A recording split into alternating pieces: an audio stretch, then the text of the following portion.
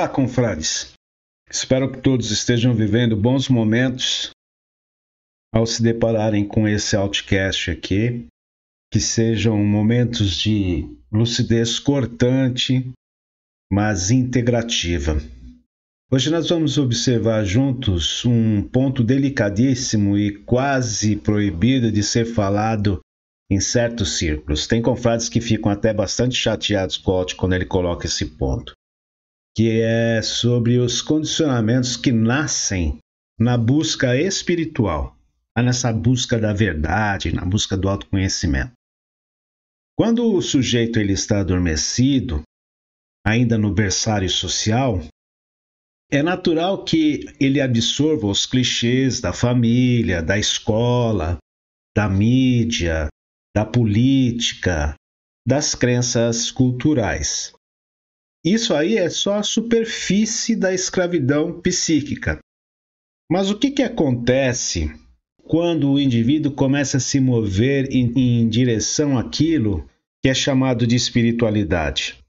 Aí surge uma armadilha muito mais sutil e por isso mesmo muito mais perigosa, que é a substituição dos condicionamentos grosseiros aí da sociedade por condicionamentos refinados. O que antes era a crença organizada de massa passa a ser a crença nos mestres e métodos iluminados. O que antes era a identificação com a persona social passa a ser agora a identificação com uma persona espiritual. A espiritualidade acaba se tornando uma maquiagem sofisticada para o mesmo sono. Os piores condicionamentos não são aqueles que o indivíduo herdou da família, da escola, da religião institucional, da cultura de massa ou do sistema econômico. Esses aí eles são óbvios, grosseiros, muito fáceis de serem identificados quando a gente começa a olhar para dentro. São condicionamentos instalados quando ainda estávamos adormecidos, né? Ainda acreditando cegamente na figura de autoridade, ainda repetindo slogans de pertencimento social, ainda moldado pela necessidade de aceitação. Eles são fortes, mas possuem uma vantagem: são facilmente reconhecíveis. O indivíduo pode olhar para o medo herdado do pai, para a moralidade herdada da mãe, para a cartilha da escola, para as mentiras da política e enxergar ali o condicionamento com certo distanciamento. Isso é muito fácil. Mas há um outro nível de prisão psicológica que é muito mais perigoso. É uma prisão que não tem grades visíveis, porque se transveste de liberdade. É uma prisão que não se apresenta como prisão, mas como despertar. É uma prisão que seduz justamente aqueles que estavam cansados da primeira prisão, que é essa prisão da família, da sociedade, aqueles que começaram a duvidar, a questionar e a sentir o peso do absurdo do viver condicionado. Essa segunda prisão é o condicionamento da busca espiritual. E é preciso dizer sem medo, sem dúvida alguma, os piores condicionamentos são os que a mente adquire naquilo que chama de busca espiritual. Quando alguém abandona as certezas da crença organizada dogmática ou da crença cega no sistema, geralmente entra em contato com mestres, escolas, tradições e discursos que prometem a libertação. Esse é um movimento natural. Mas é aqui que começa o mais sutil dos autoenganos. O indivíduo troca um conjunto de crenças por outro.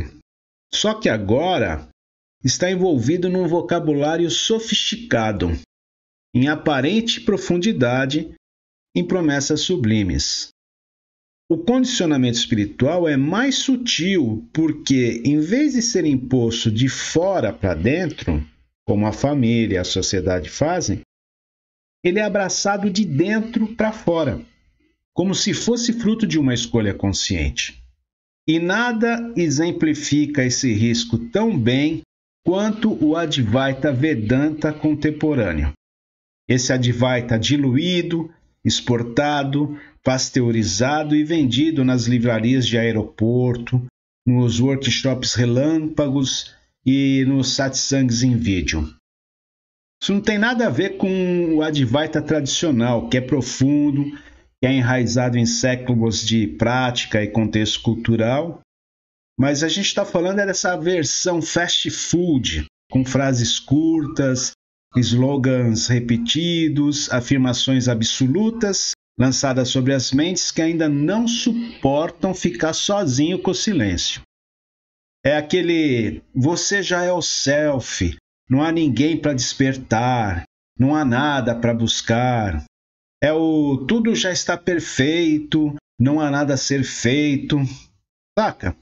É aquele mantra pop da indolência espiritual.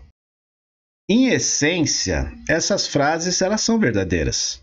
O problema é quando elas são jogadas sobre mentes imaturas, feridas, ainda extremamente condicionadas, escravas de apegos do falso personagem.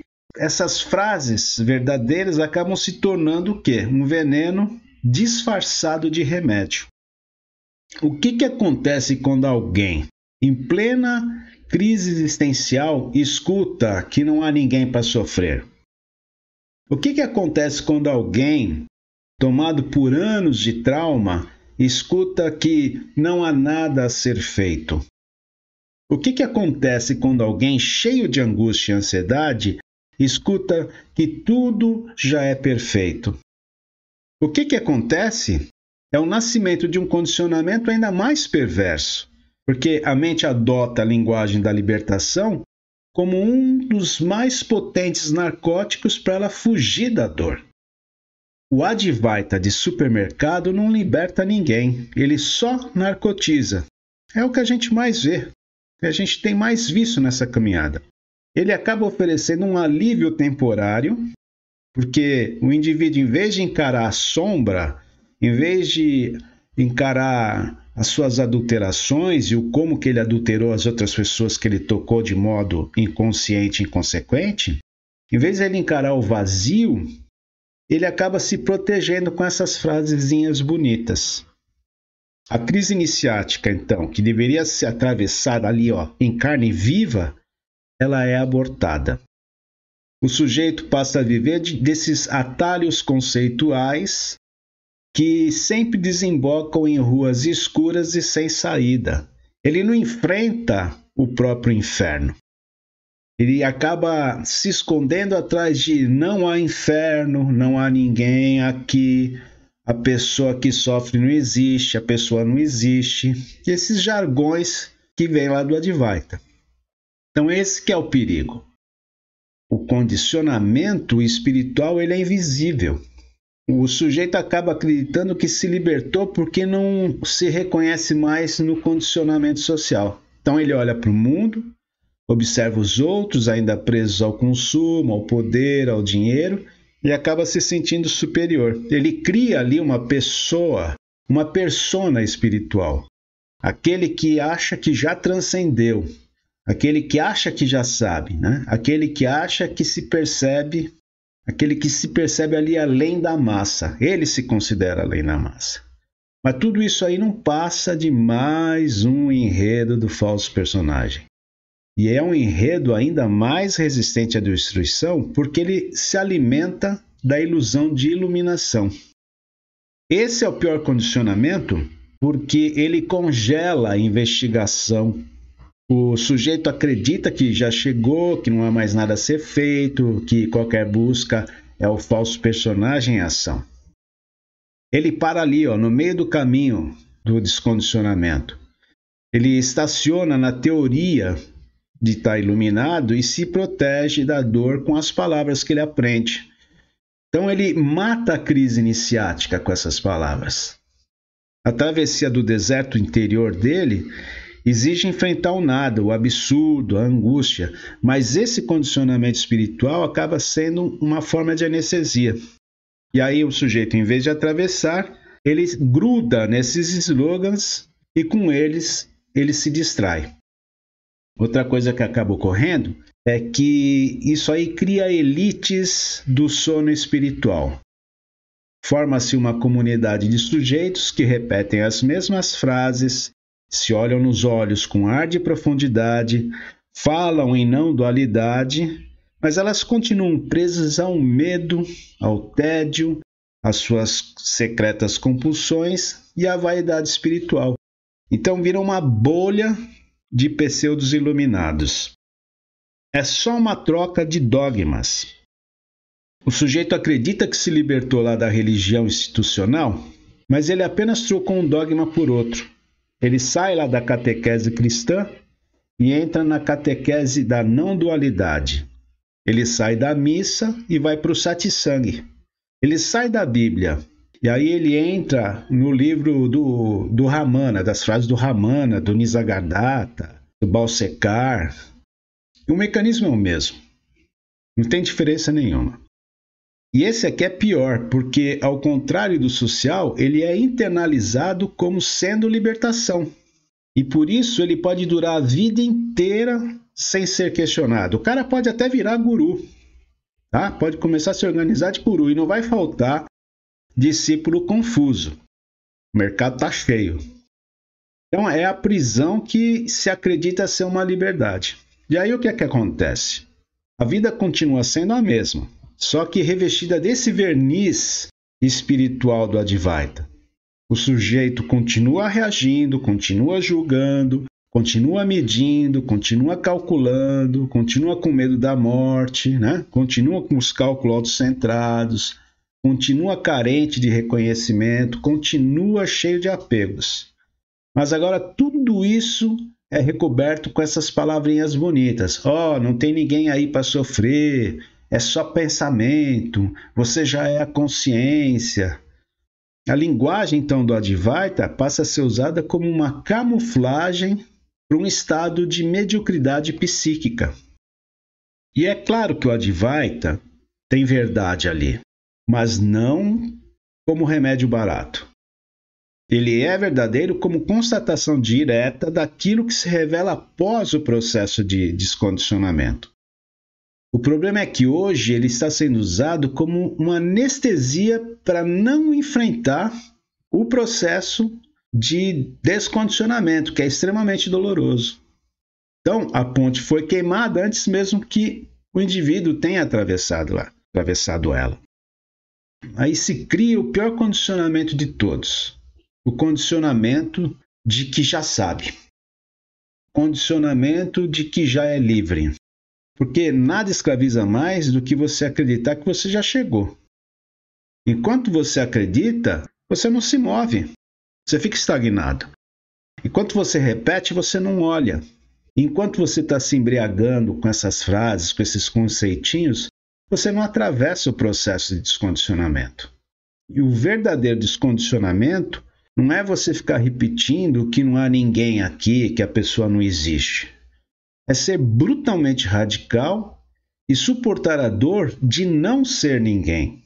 Então é encarar o vazio, a solidão, a insignificância, a ausência de identificação, sem buscar por atalho, sem buscar por narcotização, seja ela química ou espiritual.